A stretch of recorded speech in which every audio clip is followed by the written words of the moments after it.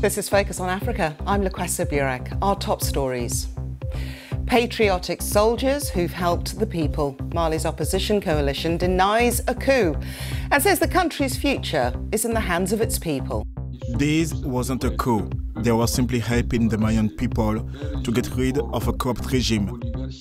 I accept your nomination for Vice President of the United States of America. History in the making. We take a closer look at Kamala Harris's landmark vice presidential nomination and assess what it means for minorities in America with one of the country's most well-known playwrights.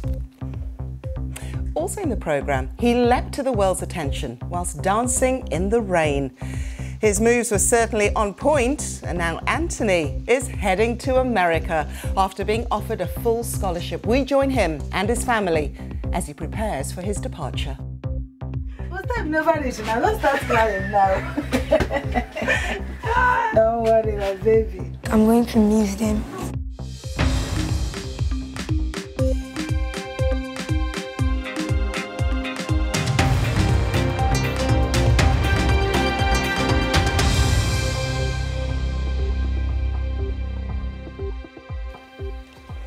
Hello and welcome to Focus on Africa, coming to you from BBC World News. Well, focus continues to be on events unfolding in Mali. Today, the West African Regional Bloc, ECOWAS, called for the restoration of President Ibrahim Boubacar Keïta, following his removal from power on Tuesday.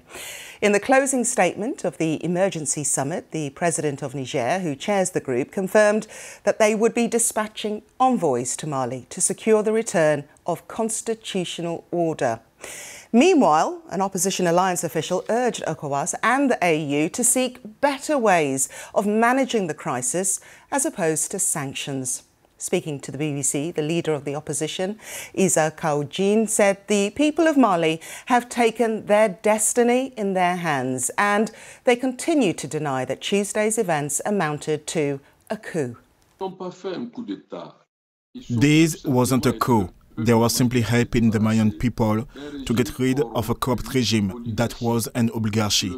The people of Mali, including the military, this is for all of us. This is not a classic coup. I insist upon this point.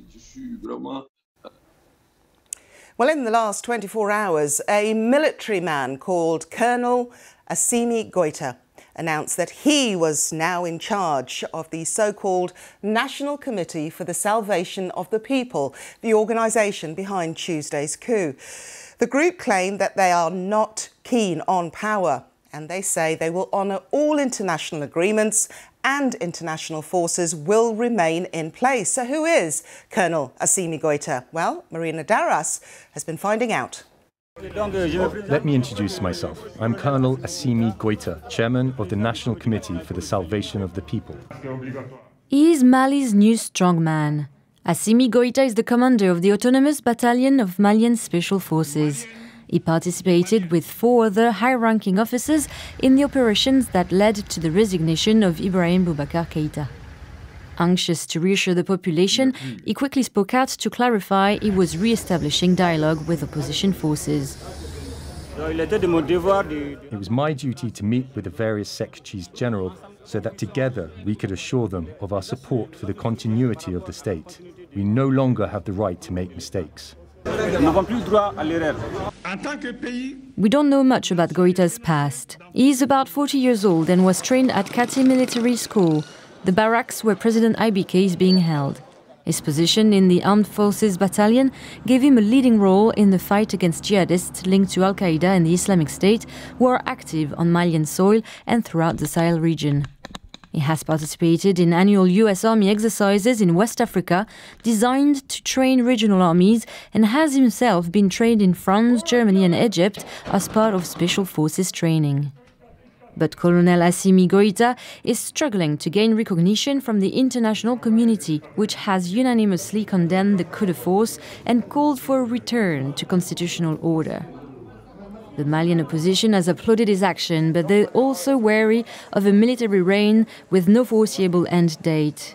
Between Goethe and some opposition leaders, some links have been forged over the years, and his legitimacy could be questioned. But as long as he holds the deposed president prisoner, Colonel Goethe may find it difficult to make people believe in a calm and measured civil political transition. Marina Darras, BBC News. Kamala Harris has been formally nominated at the Democratic Party convention as Joe Biden's vice presidential candidate. Now, if the Democrats win the November election, she'll become the first female vice president in American history.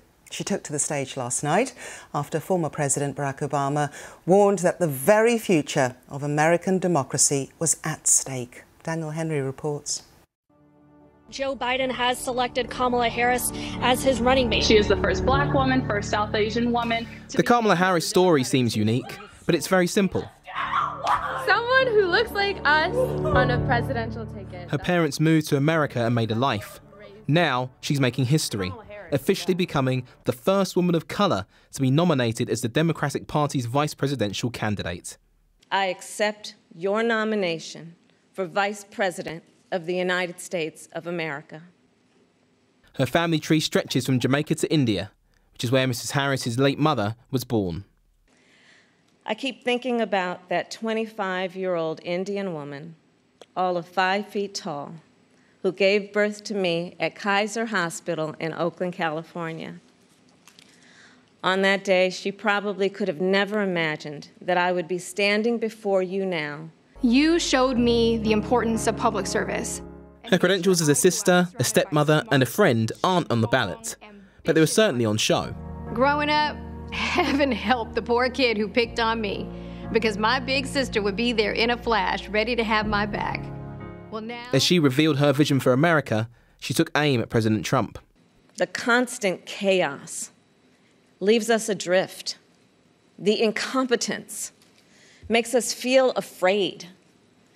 The callousness makes us feel alone. It's a lot. And here's the thing. We can do better and deserve so much more.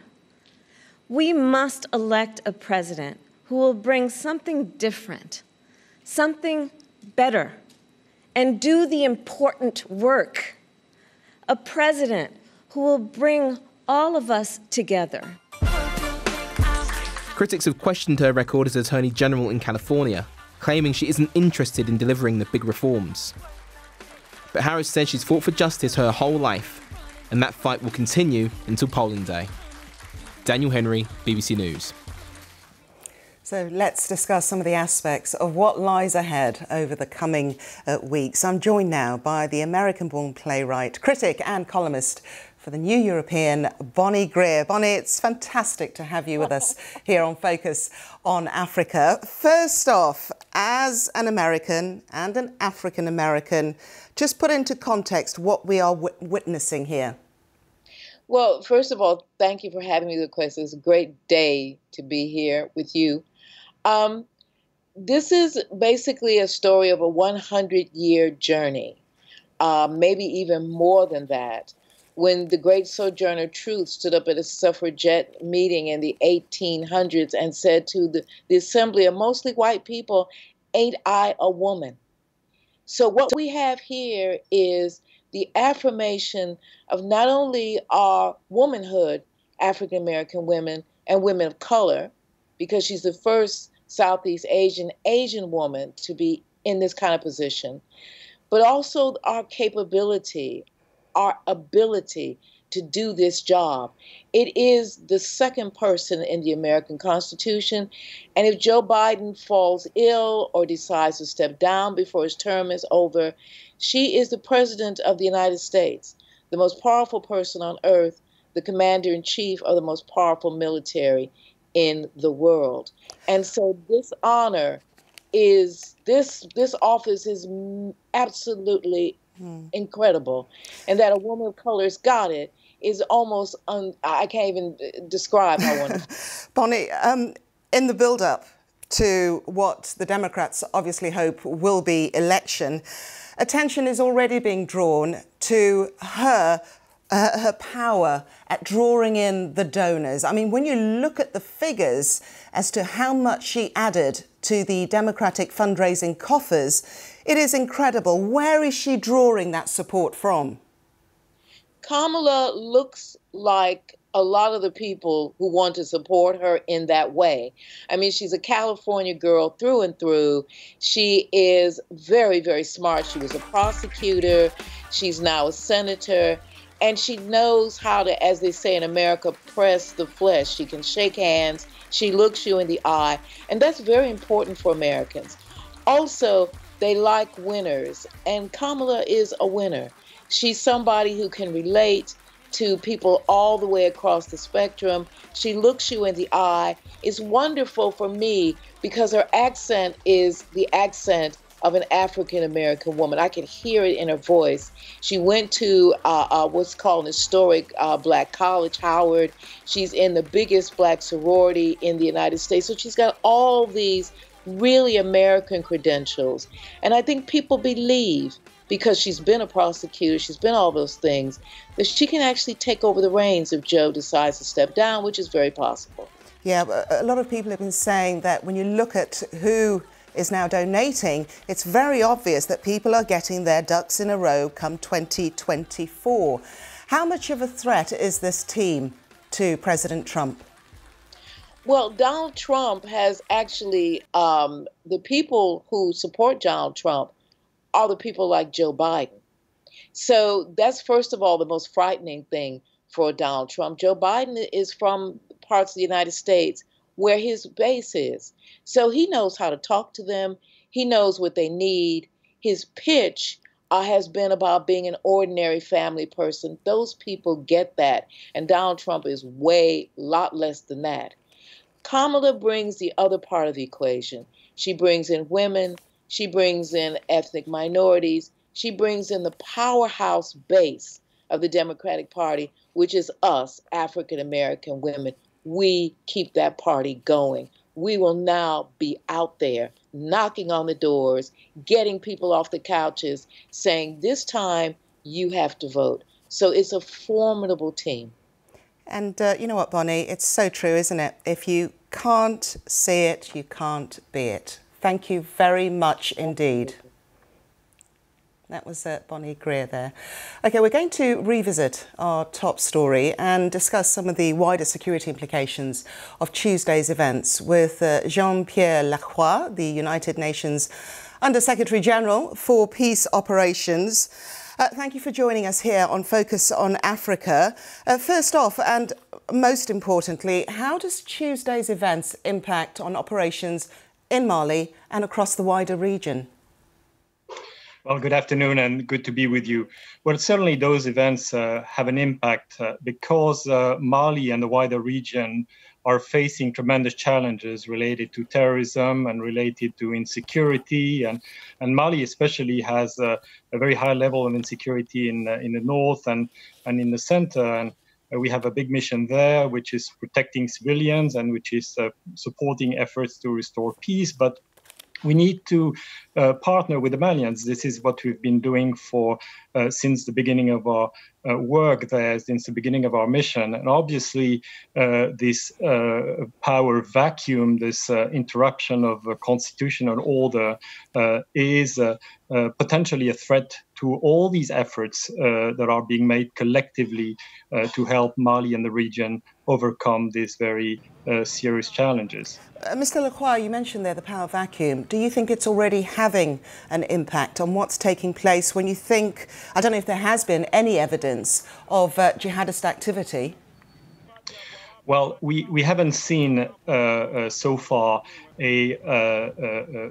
what I would characterize a dramatic rise in jihadist activities, but there is a risk for that, and this is why, or at least this is a very important reason, maybe not the only one, certainly a very important reason for which the speedy return to constitutional order is hugely important. It's a priority, and the UN will work collectively with the Malian, of course, and with other partners to help Mali achieve that goal as soon as possible and hopefully quickly, because Mali needs to focus on the very important challenges that it is facing. So does that mean that the UN back what ECOWAS have called for in terms of the reinstatement, the immediate reinstatement of President Keita? We believe that the goal, which is shared by the international community and the Malian themselves, I believe, is a speedy return to the constitutional order. We, as UN, we've been partnering with the Malian people and the political forces and institutions for long. We trust the Malian to find the best way to achieve the goal of returning or restoring constitutional order. Of course, we will work with them. We will work also with ECOWAS and other international partners. But it is also for the Malian to be a very important part, indeed the prominent part in that effort. The restoration of constitutional order has to be carried out with the Malian people, with the Malian political forces. It has to be supported by them. Okay, until that happens, the military group that held that coup, that in charge of that coup, they said that they will honour all international agreements and international forces will remain in place. Is that reassuring enough for you? And on top of that, is the airport now opened in Bamako?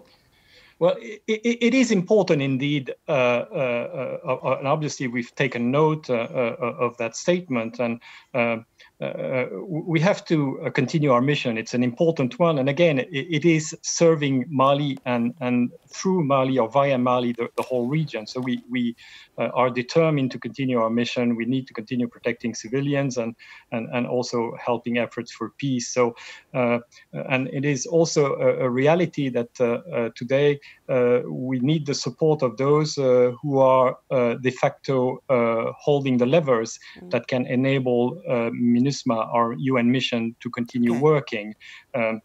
So we hope that we will continue to be enabled to have freedom of movement. You alluded to the airport. The airport is the current situation is that we've had indication to the effect that at least the internal flights of our mission would be allowed, but we also need to be flying in and out of Mali. It's very important for a whole kind of region, and we also need land borders to be open. Indeed. Jean-Pierre Lacroix, I'm sorry to interrupt, but thank you very much for that clarification. Thank you. You're watching Focus on Africa from BBC World News. Still to come, he danced his way into our hearts, and now he's dancing off to the United States. We're going to catch up with the 11-year-old Nigerian dance sensation who's won a place at a prestigious New York ballet school.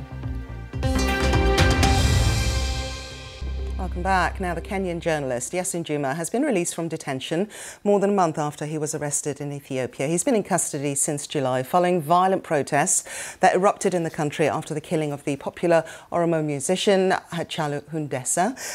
Emmanuel Ugunza has the latest.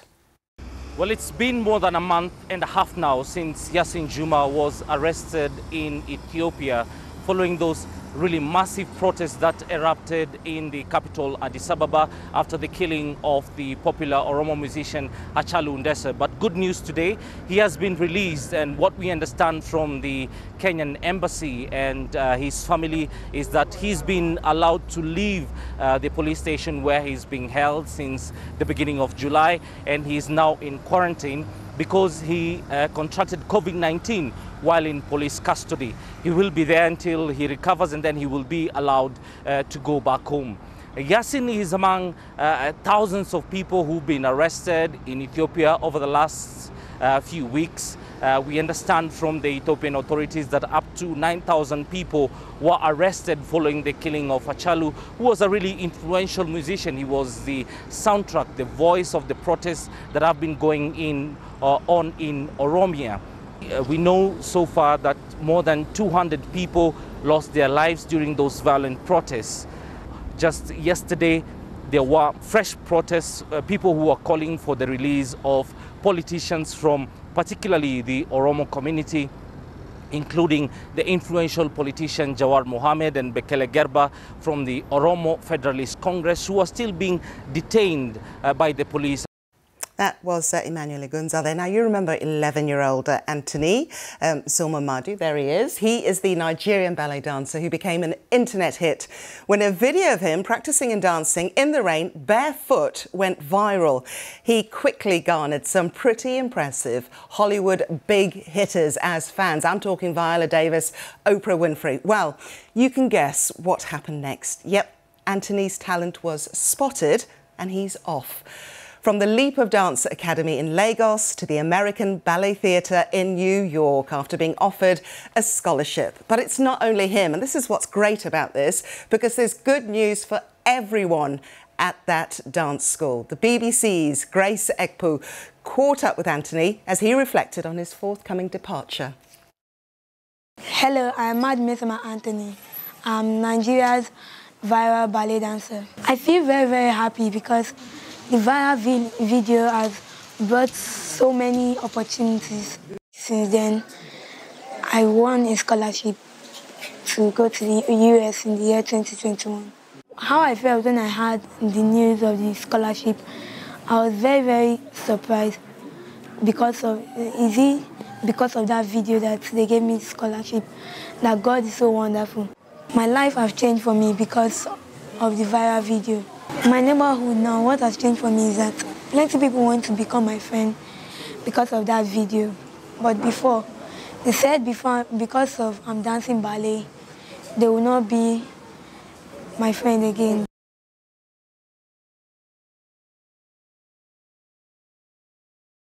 I joined the class on the 3rd of August, and the class has been very, very amazing. And the class made me to be more active than before. The scholarship for me is going to be like for 5 years. There are another scholarship that I'm going to go to New York to be for 9 years. I feel very, very happy. I tell myself that because of this scholarship, I have to work harder. I'm sorry you can't see me, but just you have to imagine the rest of me. I am so excited and I'm so thankful for the opportunities that have been presented to us after the viral video, because now the kids are in different summer programs of different very top-notch ballet schools in the world, and it's just so many juicy, amazing offers. And personally for myself, I'm actually in the American Ballet Theatre National Curriculum Teachers course that is actually very, very rich in curriculum, and I'm so thankful for Cynthia Harvey and the rest of the American Ballet Board that have been able to facilitate this opportunity for us. My future plan personally is to make sure that the academy is situated here so that more talents can grow here. What I'm going to miss here is my parents and my siblings. And I'm also going to miss our academy because I used to come here every day. What is going to be different now for me with this scholarship is that I'm not going to be here in this area again. I'll be away from my family, and it will make me feel very, very happy because of the scholarship. But sometimes if I think about the scholarship, I'll be nervous because of my family. Why? Because I'm leaving them.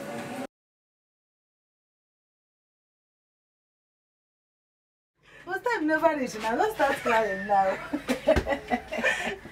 Don't worry, my baby. I'm going to miss them because of how we do whenever we are at home.